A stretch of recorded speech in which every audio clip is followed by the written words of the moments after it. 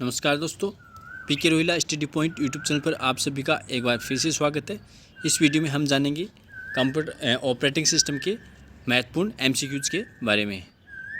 तो बिना समय गंवाए आज का पहला प्रश्न स्टार्ट करते हैं। यूनिक्स ऑपरेटिंग सिस्टम है। यूनिक्स ऑपरेटिंग सिस्टम है वो क्या है? मल्टी यूजर है, टाइम शेयरिंग है, मल्टीटास्किंग है या उपयुक्त सभी है? तो यूनिक्स जो ऑपरेटिंग सिस्टम है वो इसमें राइट आंसर हो जाएगा उपयुक्त सभी, यानी मल्टी यूजर भी है, मल्टीटास्किंग भी है और टाइम शेयरिंग, तीनों ही इसमें ऑप्शन सही हो जाएंगे। नेक्स्ट क्वेश्चन है, एक एंटीवायरस होता है। एक एंटीवायरस क्या होता है? ऑपरेटिंग सिस्टम, डेटाबेस, संग्रहण हार्डवेयर या इनमें से कोई नहीं? तो राइट आंसर हो जाएगा इनमें से कोई नहीं, क्योंकि एक एंटीवायरस है वो एक प्रकार का प्रोग्राम होता है, यानी सॉफ्टवेयर होता है। नेक्स्ट है, एक बैकग्राउंड सॉफ्टवेयर है जिसकी मदद से कंप्यूटर अपने आंतरिक संसाधनों को व्यवस्थित करता है। यानी ऐसा कौन सा बैकग्राउंड सॉफ्टवेयर है जिसकी मदद से जो कंप्यूटर है अपने आंतरिक जो संसाधन है, इंटरनल रिसोर्सेज है, उनको व्यवस्थित रखता है? System software, utilities program, application software या स्पेशल सॉफ्टवेयर? तो बैकग्राउंड सॉफ्टवेयर के नाम से जानता है सिस्टम सॉफ्टवेयर। सिस्टम सॉफ्टवेयर है वो इसकी मदद से कंप्यूटर अपने आंतरिक संसाधनों को व्यवस्थित रखता है। अगला प्रश्न है, कौन से ब्राउज़र में विभिन्न फ़ॉन्ट्स काम में नहीं लाए जा सकते? ऐसा कौन सा ब्राउज़र है जिसमें विभिन्न फ़ॉन्ट्स है वो काम में नहीं लाए जा सकते? लिनक्स है, IE 3.0 है, NN.40 है या मोजेक है? तो मोजेक ऑपरेटिंग सिस्टम है जिसमें विभिन्न प्रकार की फ़ॉन्ट हम काम में नहीं ले सकते हैं।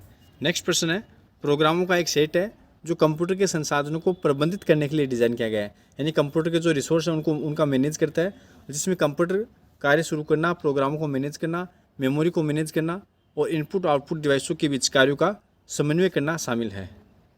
तो ऑप्शन आपके सामने है, application suit, compiler, operating system या इंटरफेस।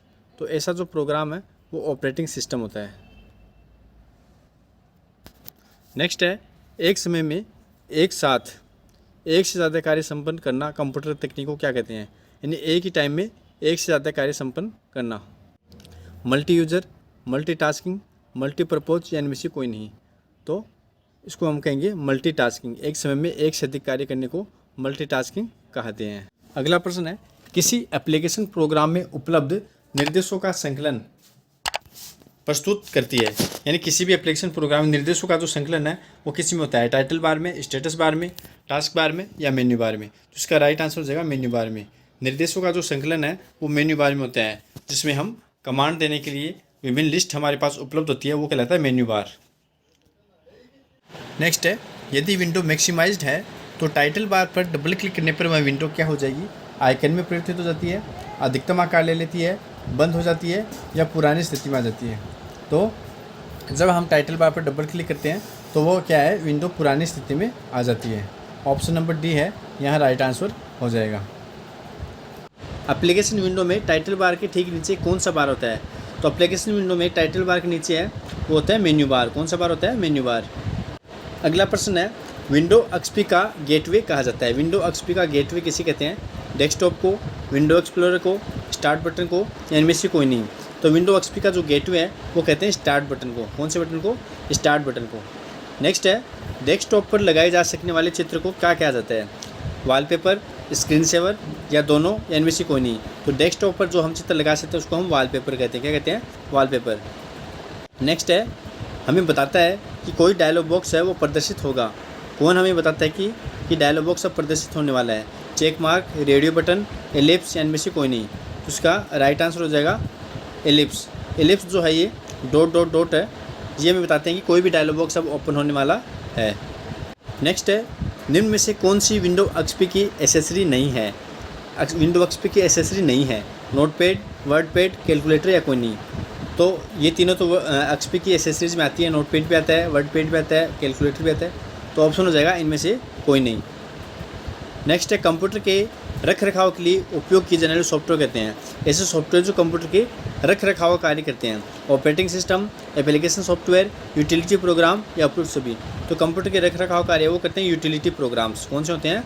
Utility programmes. नेक्स्ट है, का उपयोग बड़े व जटिल डॉक्यूमेंट तैयार करने और फॉर्मेट करने के लिए करते हैं। किसका उपयोग हम करते हैं? बड़े और जटिल डॉक्यूमेंट, टेक्स्ट डॉक्यूमेंट तैयार करने के लिए। कैलकुलेटर का, वर्डपैड का, नोटपैड का या टेक्स्ट पैड का? तो इसका राइट आंसर हो जाएगा वर्डपैड। वर्ड पैड के द्वारा जटिल और बड़े टेक्स्ट डॉक्यूमेंट को हम तैयार कर सकते हैं। नेक्स्ट है GUI में प्रोग्राम की मुख्य विंडो क्या कहलाती है? Document window, application window, dialog box या डेस्कटॉप। तो ग्राफिकल यूजर इंटरफेस उसमें प्रोग्राम की जो मुख्य विंडो है वो एप्लीकेशन विंडो कहलाती है। क्या कहलाती है? Application window.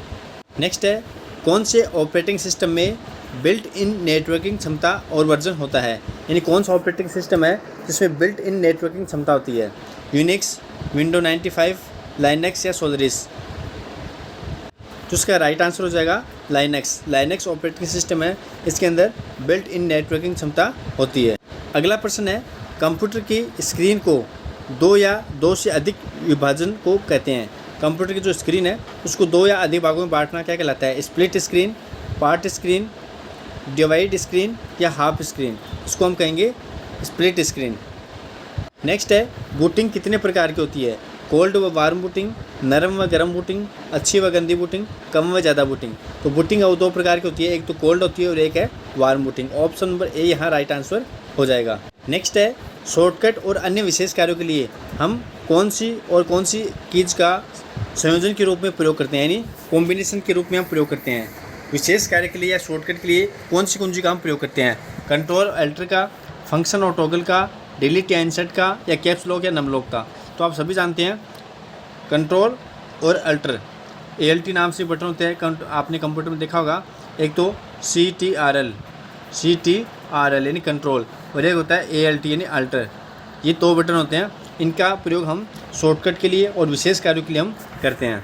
तो ऑप्शन नंबर ए यहाँ राइट आंसर हो जाएगा। बहुत ही कम समय में बहुत ज़्यादा प्रश्न यहाँ आपको देखने को मिलेंगे। तो आपसे रिक्वेस्ट है कि आप वीडियो को लाइक करें और ज़्यादा से ज़्यादा शेयर करें। यदि आपने अभी तक चैनल को सब्सक्राइब नहीं किया है तो चैनल को भी सब्सक्राइब कर ले, क्योंकि सभी प्रकार की जो वीडियो है जो आपकी तैयारी के लिए सहायक सिद्ध होगी। साथ ही जितने भी शिक्षा विभाग की नवीनतम अपडेट है वो इस चैनल पर आपको मिलती रहेगी। इसके अलावा सभी प्रकार के सरकारी कर्मचारियों के लिए भी यहाँ बहुत ही रोचक और जानकारी यहाँ आपको शेयर की जाती है वीडियो के माध्यम से। तो यहाँ अगला प्रश्न स्टार्ट करते हैं। हार्ड डिस्क में विभिन्न प्रोग्रामों की ड्राइव की भौतिकी त्रुटियों की जांच करने और उन्हें ठीक ढंग से करने के लिए विंडोज़ में एक प्रोग्राम उपलब्ध होता है जिसे हम कहते हैं scan disk, check disk, disk directory या इनमें से कोई नहीं। तो इसका हो जाएगा स्कैन डिस्क। नेक्स्ट है ऐसी कंप्यूटर प्रणाली जिसमें दो या दो से अधिक CPU हो, वो क्या कहलाती है? Multi thread, multi processor, multi device या मल्टीमीडिया। तो ऐसी कंप्यूटर सिस्टम जिसमें दो या दो से अधिक CPU होते हैं वो कहलाते हैं मल्टी प्रोसेसर। क्या कहलाते हैं? Multi processor. नेक्स्ट है बहुत ईजी प्रश्न है, एंटीवायरस क्या है? प्रोग्राम कोड है, कंप्यूटर है, कंपनी नेम है या एप्लीकेशन प्रोग्राम है? तो जो एंटीवायरस है वो एक प्रोग्राम कोड है। क्या है? प्रोग्राम कोड है। कंप्यूटर नहीं है, कंपनी का नाम नहीं है, एप्लीकेशन प्रोग्राम भी नहीं है। एप्लीकेशन प्रोग्राम किसी विशेष कार्य करने के लिए बनाए जाते हैं, जब एंटीवायरस का एक प्रोग्राम का कोड है जो विशेष कार्य करने के लिए नहीं बनाए जाते बल्कि एक कंप्यूटर में बाधक के रूप में ही कार्य करते हैं। अगला प्रश्न बहुत ही महत्वपूर्ण है। सबसे पहला कंप्यूटर वायरस था, सबसे पहला कंप्यूटर वायरस कौन सा था? क्रीपर, परम, द फेमस या हरेल। तो सबसे पहला जो कंप्यूटर वायरस था वो था क्रीपर। ऑप्शन नंबर ए का यहाँ राइट आंसर हो जाएगा। नेक्स्ट है एप्लीकेशन सॉफ्टवेयर में फैलने वाला वायरस है। एप्लीकेशन सॉफ्टवेयर में कौन सा वायरस फैलता है? Macro virus, boot virus, file virus या एंटीवायरस। एप्लीकेशन सॉफ्टवेयर में मैक्रो वायरस है वो एप्लीकेशन सॉफ्टवेयर में फैलता है। अगला है एक बेसिक टेक्स्ट एडिटिंग प्रोग्राम है और सामान्य रूप से इसका उपयोग टेक्स्ट फाइल को देखने और एडिट करने के लिए किया जाता है। कैलकुलेटर, नोटपैड, एड्रेस बुक या पेंट। तो सामान्य टेक्स्ट एडिटिंग प्रोग्राम है वो है नोटपैड। अगला है एक ड्राइंग प्रोग्राम है जिसका उपयोग ग्राफिक इमेज को तैयार करने और मॉडिफाई करने के लिए किया जाता है। तो एक ड्राइंग प्रोग्राम इसमें कौन सा है? ब्रश है, पेंट है, नोटपैड है, वर्डपैड है। तो यहाँ ऑप्शन हो जाएगा पेंट। जो MS पेंट का प्रोग्राम है वो एक ड्राइंग प्रोग्राम है जिसकी सहायता से हम ग्राफिक इमेज को तैयार कर सकते हैं और मॉडिफाई कर सकते हैं। अगला है हार्ड डिस्क तथा डोस में पाया जाने वाला वायरस है। Boot sector virus, file virus, attach virus या पॉइंटिंग वायरस। तो हार्ड डिस्क और डोस में जो वायरस पाया जाता है वो कहलाता है बूट सेक्टर वायरस। कौन सा कहलाता है? Boot sector virus. अगला है डेटा आवश्यकताओं का अनुमान लगाते हुए हार्ड डिस्क के निष्पादन में सुधार करता है। Disk caching, disk defragment, disk writing या इनमें से कोई नहीं। तो डेटा आवश्यकता का अनुमान करते हुए हार्ड डिस्क के निष्पादन में जो सुधार है वो करता है डिस्क डिफ्रैगमेंट। अगला है वायरस सिग्नेचर का प्रयोग किया जाता है वायरस पहचानने के लिए, वायरस डालने के लिए, वायरस को समाप्त करने के लिए या खेलने के लिए। तो वायरस सिग्नेचर है उसका प्रयोग करते हैं वायरस को पहचानने के लिए, यानी वायरस को आइडेंटिफाई करते हैं वायरस सिग्नेचर के द्वारा। नेक्स्ट है स्क्रीन के रेजोल्यूशन को किस में मापते हैं? स्क्रीन के रेजोल्यूशन को पिक्सल में, सेंटीमीटर में, मिलीमीटर में या उपयुक्त सभी में। तो यहाँ राइट आंसर हो जाएगा पिक्सल में।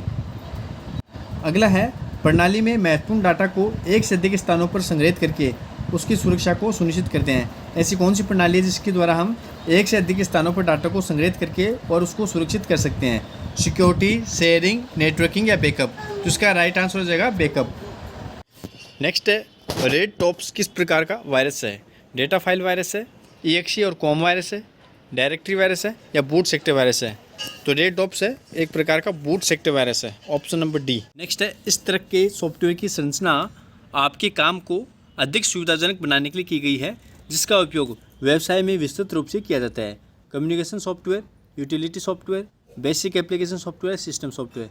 तो इसका राइट आंसर हो जाएगा बेसिक एप्लीकेशन सॉफ्टवेयर, जो हमारे काम को सुविधाजनक बनाने के लिए जिसका उपयोग किया जाता है। नेक्स्ट है word processing, electronic spreadsheet, database, graphics design को एक शीर्षक के अंतर्गत देखा गया है। यानी ये किस प्रकार के प्रोग्राम है? ब्राउजिंग प्रोग्राम्स है, ऑपरेटिंग सिस्टम है, एप्लीकेशन सॉफ्टवेयर है, ये डेटा एंड इन्फॉर्मेशन है। तो ये है एक प्रकार के एप्लीकेशन सॉफ्टवेयर।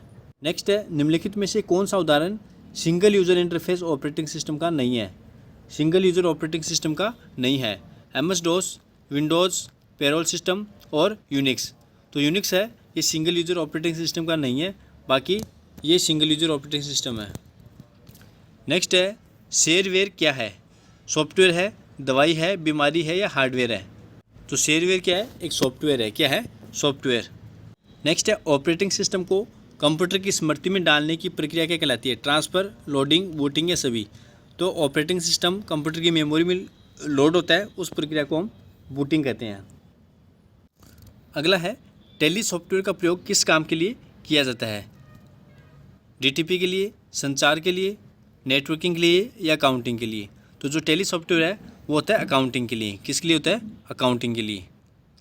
नेक्स्ट है निम्न में से कौन सी बाह्य कमांड यानी एक्सटर्नल कमांड कौन सी है?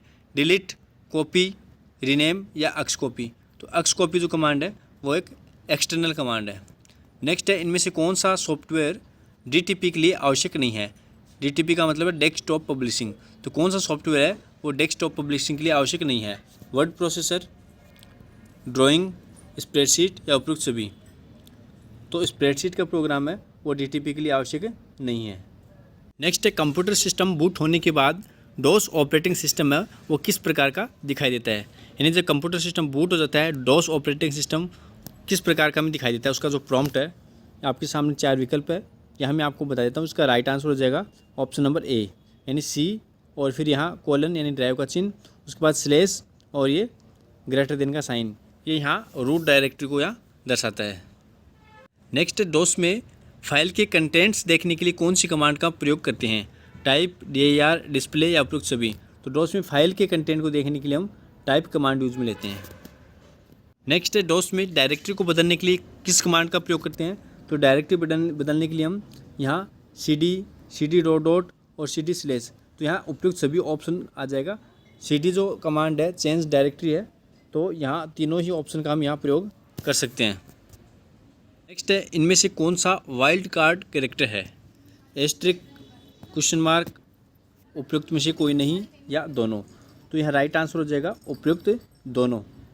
नेक्स्ट क्वेश्चन है डिस्क ड्राइव का वॉल्यूम लेवल देखने के लिए किस कमांड का प्रयोग करते हैं? लेबल, वॉल्यूम, A व B या इनमें से कोई नहीं? तो राइट आंसर हो जाएगा ऑप्शन नंबर B। साधारण डायरेक्टरी हटाने के लिए किस कमांड का प्रयोग करते हैं?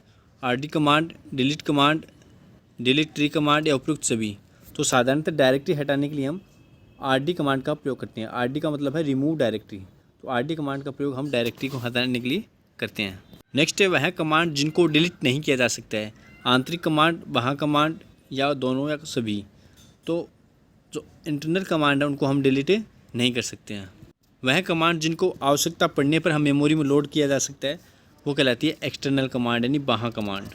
यानी जिनको हम आवश्यकता पड़ने पर मेमोरी में आवश्यकता अनुसार लोड कर सकते हैं वो एक्सटर्नल कमांड कहलाती है।